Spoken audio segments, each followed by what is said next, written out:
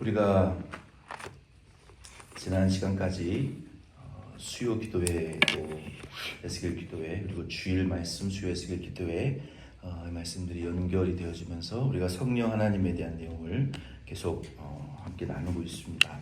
오늘은 먼저 시작하기 전에 로마서 8장 11절 말씀 한 절 같이 읽고 우리 성령론에 대한 말씀 같이 나누겠습니다. 로마서 8장 11절 신약 249페이지입니다. 제 성경으로 로마서 8장 11절 같이 읽겠습니다. 예수를 죽은 자 가운데서 살리신 이의 영이 너희 안에 거하시면 그리스도 예수를 죽은 자 가운데서 살리신 이가 너희 안에 거하시는 그의 영으로 말미암아 너의 죽을 몸도 살리시리라. 아멘. 로마서 8장 이 11절 말씀은 우리 성령 하나님께서 우리 예수 그리스도를 부활케 하셨다라고 말하고 있어요. 그러니까 예수 그리스도를, 죄 없으신 예수 그리스도를 부활하게 하신, 역사하신 분이 성령 하나님이시다. 그래서 그 그리스도 예수를 부활하게 하신 이 성령 하나님께서 믿는 너희 안에, 그러니까 믿는 성도 안에 거하시면 예수 그리스도를 부활하게 하셨던 그 성령이 예수 그리스도를 믿는 우리도 예수님 다시 재림하실 때 우리의 몸도 영원한 천국 갈 몸으로, 죄 없는 몸으로 예수님의 몸과 같이 부활시키실 것이다 라고 말씀하셨어요. 그래서 이와 같이 바울은 이 로마서나 바울 서신을 통해서 예수 그리스도와 성령 하나님, 그리고 예수 그리스도의 부활과 성도의 부활, 그리고 성령, 이것을 이렇게 다 아주 밀접하게 연결시켜서 설명하고 신학적으로 또 우리에게 가르쳐주고 있어요. 그래서 오늘 이 말씀을 우리가 오늘의 좀 주제 말씀으로 삼고 우리는 성령 하나님이 지금 누구신가에 대하여 이 조직신학의 내용을 배우고 있습니다. 지난 시간에 성령 하나님이 성부 성자 하나님과 성부 하나님, 성자 예수님과 동일한 하나님이시고, 그리고 그 능력과 위격에 있어서 동등하신 하나님이시고, 동등한 존경과 예배를 받으시고, 그 권세를, 하나님의 능력을 동일하게 공유하신다라고 하는 내용을 우리가 거기까지 배웠습니다. 그래서 이 성령 하나님이 누구신가에 대해서 우리가 지금 배우고 있어요. 그래서 이 위치를 우리가 생각을 하면서 이제 성령 하나님이 누구신가에 대한 내용을 개론적으로 우리가 듣고 순서를 먼저 말씀을 드리면, 그 다음에는 성령 하나님이 구약 성경에 어떻게 기록되어 있는가, 성경을 봐야죠.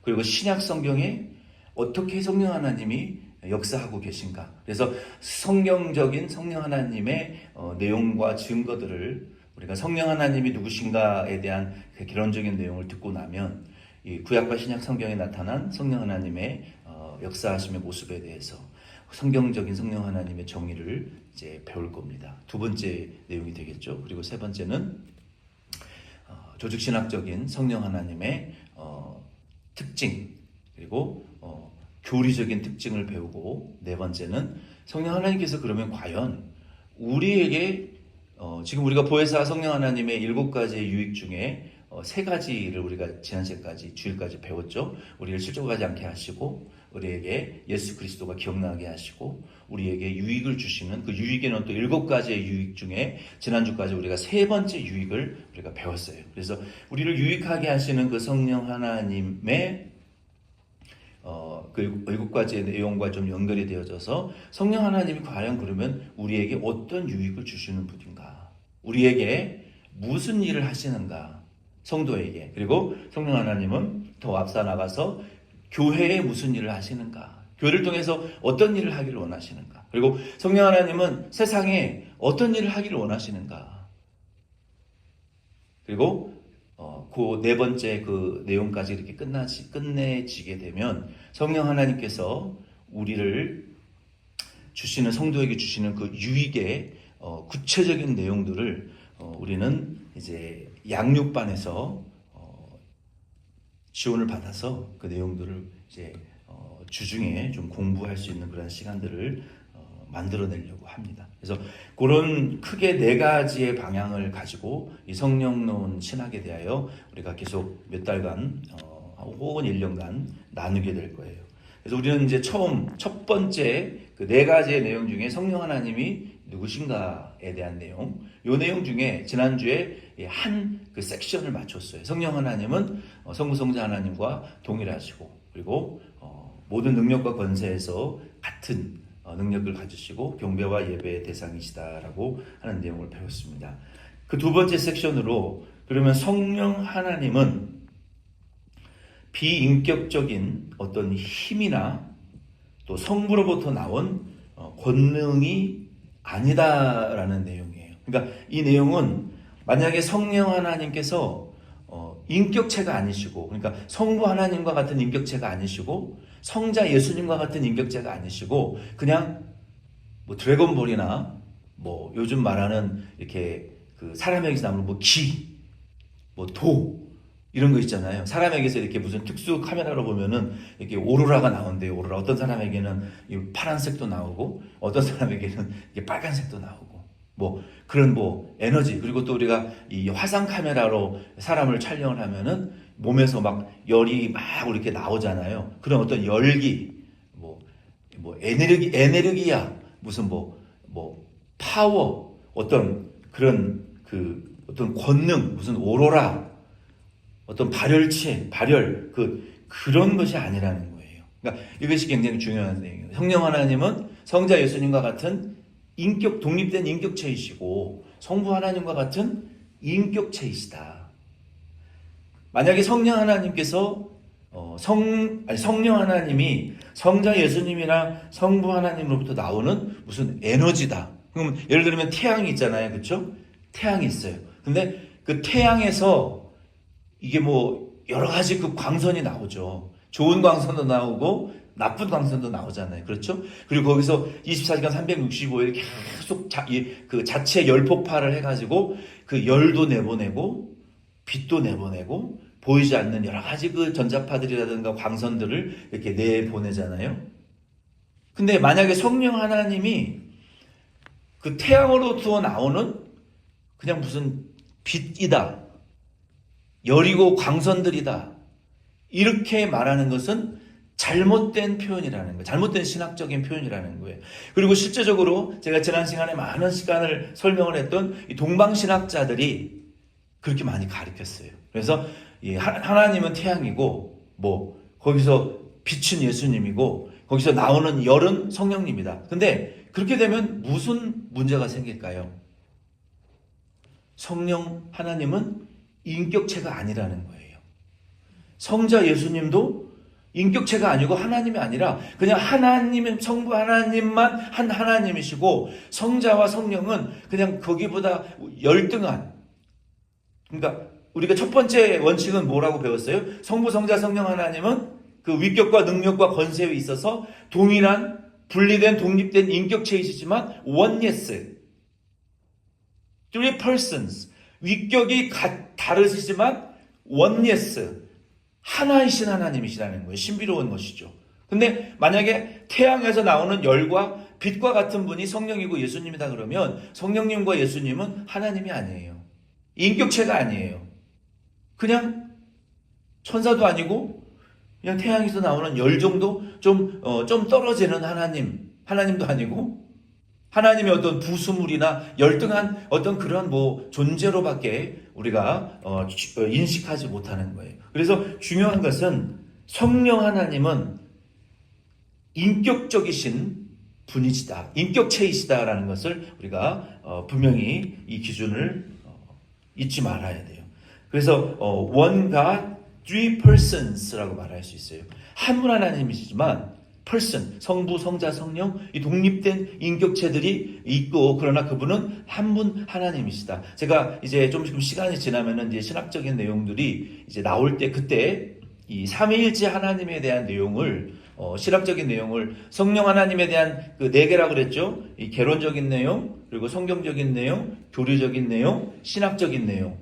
그리고 나머지 양육반에서는 우리에게 주시는 성령 하나님의 유익에 대한 내용들을 배울 거예요. 이 유익에 대한 내용도 아주 중요한 내용이에요. 근데 이 네 덩어리 중에 맨 마지막에 신학적인 내용을 우리가 다룰 때 먼저 삼위일체 하나님에 대한 내용을 우리가 배워야 돼요. 그래야 혼동스럽지가 않아요. 그러나 지금은 삼위일체 하나님을 먼저 가리키면 안 그래도 복잡한데 더 머리가 터져나가니까 다 정리된 다음에 삼위일체 하나님 그 신학적인 조직 신학적인 이 내용들을 정리를 하면서 우리가 배우고, 그리고 양육반에서는 이제 지원자를 받아가지고 주중에 성령 하나님이 우리에게 주시는 그 유익이 있어요. 기본적으로 말하면 우리를 택하시고 구원하시고 우리를 양자 삼으시고 그리고 우리를 견디하시고 거룩하게 하시고 의롭다 하시는 그러한 단계로 우리를 이렇게 성숙시켜 가는 거예요. 그래서 어떤 분들은 그리스도인들이 성숙할 때 이렇게 곡선으로 성숙한다 그러는데, 그러나 성경적인 개념은 그렇지 않은 것 같아요.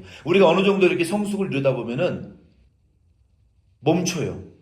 그냥 이렇게 올라가다가 멈춰서 이렇게 그냥 쭉 가다가 어느 날 갑자기 쭉 올라가는 그런 경우가 있고, 또 그 단계로 유지되다가 또 쭉 올라가서 성숙하는. 그러니까 성경적인 성숙은 이 계단형이에요, 계단형. 이렇게 사선으로만 올라가지 않아요. 점을 연결시키면 사선이겠지만 그 평행선으로 신앙생활이 유지되는 기간들이 꽤 긴 것 같아요. 그래서 우리가 그러한 이 7가지 성령이 우리에게 주시는 그 유익에 대한 양육반의 내용들도 아주 재미있을 거예요. 그런 내용 우리가 이제 배울 건데, 우리 성령 하나님께서는 그래서 인격이시다. 그래서 삼일체 하나님을 그때 배울 거다라고 하는 얘기를 하려고 전체를 다시 한번 또 설명을 했네요. 그래서 성령은 원과 three persons, 삼위로 계시지만 한 분 하나님이시다라는 내용이, 인격체이시다라는 내용이 오늘 내용의 핵심 내용이에요.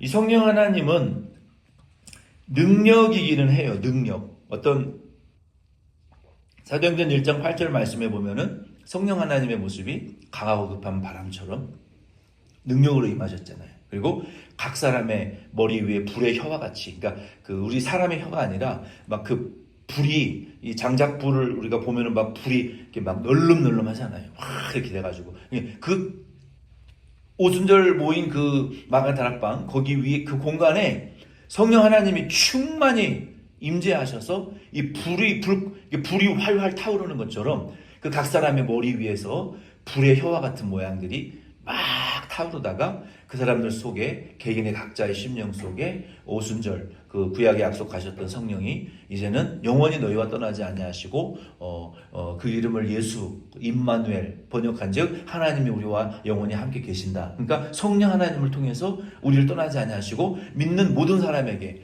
동시다발적으로 omni presence, 그러니까 시간을 초월하셔서 공간을 초월하셔서 믿는 모든 사람에게 동시다발적으로 성령 하나님이 모든 믿는 사람들 속에 함께 계신다는 거예요. 이게 엄청난 신비스러운 일이잖아요.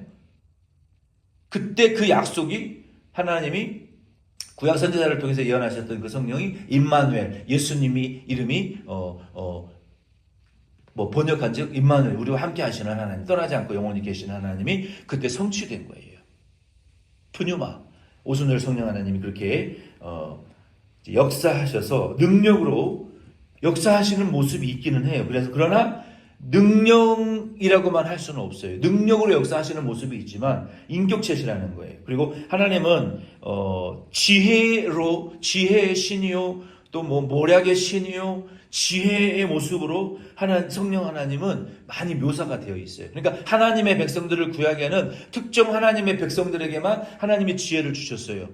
아담에게, 아브라함에게, 선지자들에게, 그리고 믿는 평신도들에게, 또 하나님 말씀 순종하는 종들에게만 주의 성령이 임했다가 사사들에게도 하나님이 지혜를 주셔서 그 지혜로 백성을 통치할 때는 동경하셨지만 하나님을 버리면 성령도 그 사람을 떠나버렸다고요. 영원히 임마누엘은 아니었어요, 구약에는. 그래서 그 지혜로운 이사야 11장 2절이나 사도행전 또 6장 10절이나 고린도전서 2장 4절 말씀에 보면은 하나님이 너희의 부르심을 보라. 너희를 그 부르시면은 세상 사람들에게는 정말 미련해 보이고 돈도 없고 권력도 없고 가난하고 건강도 약하고 맨날 비리비리하고 아프고 맨날 정말 세상의 만물의 찌꺼기와 같은 정말로 그 갈릴리 어부들 세상적으로 가장 이 핫바리라고 생각하는 막장이라고 말할 수 있는 그런 그 정말 낮은 자리에까지 내려갔던 비천한 갈릴리 어부들을 하나님 부르셔서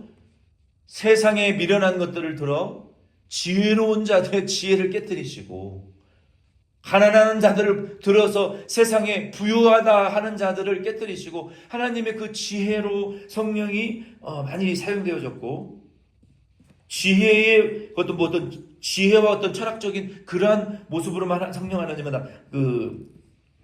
우리가 평가되어지지는 않지만 지혜의 모습으로 많이 나타나셨단 말이에요. 성경에 보면 또 이 성령 하나님은 로마서 8장 7절 말씀에 보면은 마음이 있어요. 마음이 육신의 생각은 여기 뭐예요? 하나님과 원수가 되지만 영의 생각이 있다 그랬어요. 중생한 속사람의 생각, 마음, 성령의 마음이 있어요. 그래서 우리가 거듭난 속사람은 성령의 마음을 쫓아가고 성령은 오직 예수의 십자가와 부활의 복음을 통해서만 역사하시는데 우리가 그 마음이 성령 하나님의 마음이라 중생한 영의 마음이 성령 하나님의 마음과 일치될 수 있는 거죠. 그러나 우리 마음 한편에는 옛날 마귀의 종되었고 자녀되었던 육신에 속한 마음이 그대로 있고 우리가 마귀의 마음을 쫓아가면 하나님의 원수가 되고 하나님의 뜻을 못 이루고 하나님을 노엽게 하는 자가 될 수밖에 없는 거예요. 그래서 우리는 그 성령 하나님의 마음을 잘 우리가 쫓아가야 되는 거예요. 지금 계속 이 말을 하고 있는 거는 뭐예요? 성령 하나님은 파워나 어떤 에너지가 아니고 인격이 있고 마음이 있으신 인격체시다라는 것을 지금 말씀하기 위해서 이 구절들을 설명하는 거예요. 그리고 사도행전 10장 19절이나 20절이나 13장 2절 말씀해 보면은 성령 하나님이 베드로나 빌립이나 바울에게나 전도자들에게나 스데반에게나 그러니까 하나님이 그렇게 시키라고 하셨어가 아니라 하나님이시기 때문에 하나님의 권능으로 능력으로 1인칭 시점을 성령 하나님은 사용하시더라. 바울아, 내가 너에게 성령을 부어준다. 내가 너에게 길을 열어줄 것이다. 두려워하지 말아라. 이게 성령이 1인칭으로 하나님으로서 말씀하신다는 것은 뭐예요? 인격체시라는 거예요. 인격체. 그리고 하나님은 창조하시고 심판하실 때 모든 인격적인 행동을 다 수행하신다라고 성경에는 말하고 있는 거예요. 우리 초점은 성령은 인격이시다. 인격체이시다. 그리고 성령은 성부와 성자와 동등하고 하나님의 속성이 성령에게 그대로 돌려지며 성령이 행하시는 하나님의 행위는 성령이 성부와 성자와 동일한 인격임을 분명하게 하고 있어요. 마태복음 28장 19절이나 고린도후서 13장 13절, 에베소서 2장 21절로 22절 말씀해 보면은 하나님의 뜻이 성령의 뜻이고 예수님의 뜻이에요. 이게 똑같아요. 삼위일체 하나님으로 모든 일이 행해지는 거예요. 성부 하나님은 성령이 모르시게 하는 일이 없고 성자 예수님이 행하시는 일은 성령이 모르시는 일이 없어요. 성령이 행하시는 일은 성자가 모르지 아니하시고 성부 하나님이 모르지 아니하세요. 삼위일체 하나님은 공유하시는 속성이 있어요. 완전한 원예스, 지식과 생각과 모든 계획과 성취에 있어서 사역에 있어서 하나예요. 하나. 그래서 부부가 어떤 일들을 계획하고 실행하고 행할 때 이게 비밀이 있으면 안 돼요. 비밀이 있고 독자적으로 하게 되면 중요한 일들은 그르칠 수밖에 없어요. 생각이 똑같아야 돼요. 실행하는 행동이 말이 똑같아야 실수가 안 나오지. 남편은 이만 하고 아내는 저만 하면 그 가정의 배는 산으로 가요. 교회도 목사님이 남편이라면 우리 예수님이 남편이지만 목사님이 아빠라면 우리 성도님들은 엄마예요, 엄마. 아버지와 어머니의 생각과 행동이 이말하고 저말하면 자녀들은 헷갈리는 거예요, 교회 성도들은. 세상도 헷갈리는 거예요. 어쩌라는 거냐, 도대체. 누구 말을 들으라는 거냐. 엄마가 따라갈 거야, 아빠 따라갈 거야. 누구를 선택해야 하는 거예요, 도대체. 그러나 하나님은 그런 게 없으시다는 거예요. 원예스. 완전한 연합으로 일하시는 하나님이다. 인격체이시면서도. 그러니까 여기에서도 우리가 이 독립된 인격체이시지만 서로 완전한 연합이 이루어지는 것이 또 교회이기도 해요. 부부가 서로 생각이 다르지만 살아가면서 완전한 하나가 되어 결국 죽을 때에는 완전한 거의 99%의 하나가 되어서 우리가 이 세상을 아마 떠난다면 아름다운 부부가 되겠죠. 우리가 교회도 마찬가지예요. 그걸 통해서 우리가 교회 안에 성도들도요, 이 완전한 하나가 되어가는 과정이 있어요. 교회에 등록하자마자 되는 게 아니에요. 우리가 복음을 통해서, 성령을 통해서, 우리 삼위일체 하나님의 은혜를 통해서, 교제를 통해서 점점 우리가 예수 그리스도의 이름을 부르고 성령 안에서 하나님 안에 우리가 복음으로 하나 되어지고 연합되어져 가는 것이지, 그런데 그 과정은 고통스러운 과정이에요. 이걸 통해서 우리가 예수 그리스도와 우리 삼위일체 하나님과 성도와 교회가 연합되어지는 것을 우리가 서로 배우는 거예요. 내가 예수 그리스도의 생각과 우리 마음과 성령 하나님의 마음과 하나님의 마음과 내 마음이 일치되어져 가는 것이 신앙생활이라고 저는 생각을 해요. 그것을 하는 것이 쉬운 일은 결코 아닌 거예요. 우리가 평생에 걸쳐서 해야 할 일인데 그걸 통해서 얻는 유익은 정말 상상을 초월하는 유익이겠죠. 이것까지만 하고 이제 마칩니다. 그래서 이렇게 성부 성자 성령 하나님은 이렇게 인격체이시지만 세 분이 하나가 되어 온전한 일을 이루어 가시는 거예요. 우리가 이 성령 하나님에 대한 지금 이 작은 섹션도 네 가지의 구조로 지금 가고 있는 것을 여러분 느끼실 거예요. 개론적인 내용, 그리고 성경적인 내용, 교리적인 내용, 신학적인 내용. 그래서 오늘 우리는 두 번째 섹션에서 성령 하나님은 인격체시다라는 내용을 배웠어요. 그리고 성경 구절적인 내용들을 간략하게 배웠어요. 왜 인격적인 하나님이신가? 에너지가 아니고 기운이 아니다. 독립된 인격체 구약 신약의 성령 하나님의 우리가 마음이 있고 1인칭으로 말씀하시고, 그리고 성령 하나님은 지혜와 능력과 이런 모습으로 많이 나타나셨지만 그것은 성령 하나님의 인격체로부터 나오는 것이지 그냥 에너지와 어떤 기운이 아니다. 성령 하나님이다라는 성경적인 구조를 우리가 배웠어요. 그리고 신학적인 내용으로 성령 하나님은 삼위일체 하나님에게 돌려지는 모든 속성이 각기 돌려지고 모든 일을 행하실 때 삼위일체 하나님으로 이 일을 행하신다라고까지 배웠고, 그리고 이제는 우리가 교리적인 내용을 오늘 말씀을 거기까지 하려고 했지만 우리가 시간이 부족하니까 다음 주 수요일에는 성령 하나님이 누구신가에 대한 두 번째 섹션의 교리적인 내용들을 우리가 좀 다룰 거예요. 그래서 오늘 우리가 기억만 하실 한 구절은 성령 하나님 인격체, 이것을 꼭 기억하시면 돼요. 예. 주기도문으로 오늘 주일 기도회 마치겠습니다.